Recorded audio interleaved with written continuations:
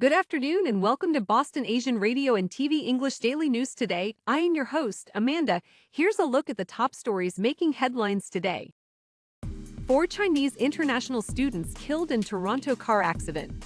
Police arrest suspect in shooting of 3 Palestinian students in Vermont. 4 more free coronavirus tests will be available to U.S. households. Green Line service disruptions to take place on Monday. 1 injured, 29 displaced by 6-alarm fire in Boston's Dorchester neighborhood. 4 Chinese international students killed in Toronto car accident.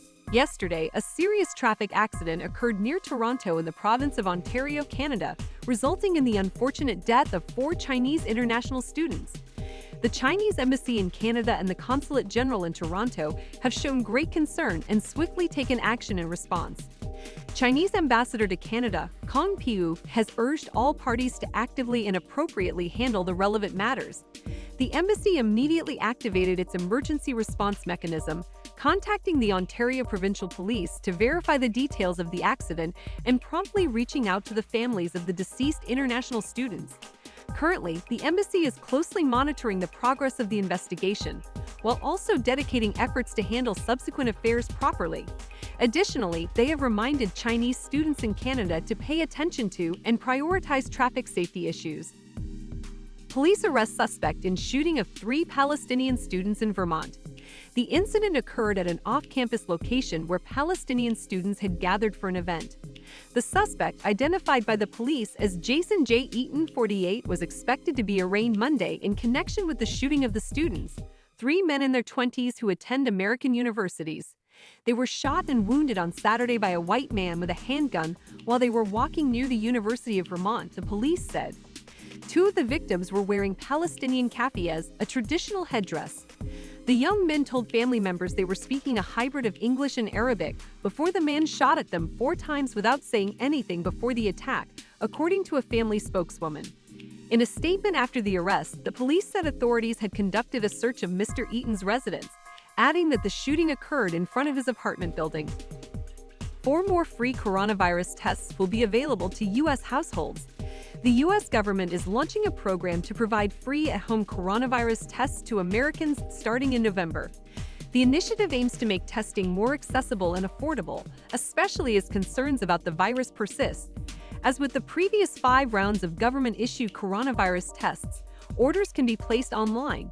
People who didn't take advantage of the last offer in September can still order the 4 rapid antigen tests made available then, for a total of 8 tests.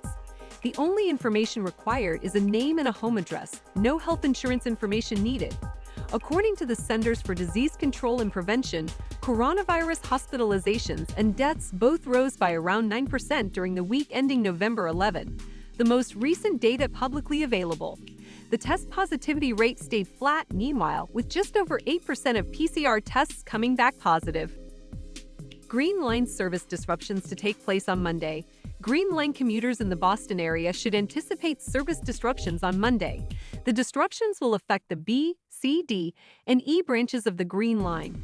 Commuters are advised to check the MBT website or seek alternative transportation options to navigate potential delays. The maintenance work is part of ongoing efforts to enhance the efficiency and reliability of the Green Line service. Commuters are encouraged to plan accordingly, considering the temporary adjustments to the schedule and routes. 1 injured, 29 displaced by 6-alarm fire in Boston's Dorchester neighborhood. A triple-decker fire was reported on Ellington Street in Boston. According to fire officials, heavy flames in the rear of 21 Ellington Street spread to the neighboring residence at 19 Ellington Street, and a second alarm was ordered. Within 10 minutes, the fire department shared that Boston Fire Commissioner Paul Burke ordered a 5th alarm as thick, black smoke filled the sky, while crews worked to knock down the flames. At 4:20 p.m., the Boston Fire Department said a 6th alarm had been ordered as firefighters worked to stop the flames from spreading to more homes. The department then shared at 4:30 p.m. that the heavy flames had been knocked down with major damage to the 2 multifamily homes.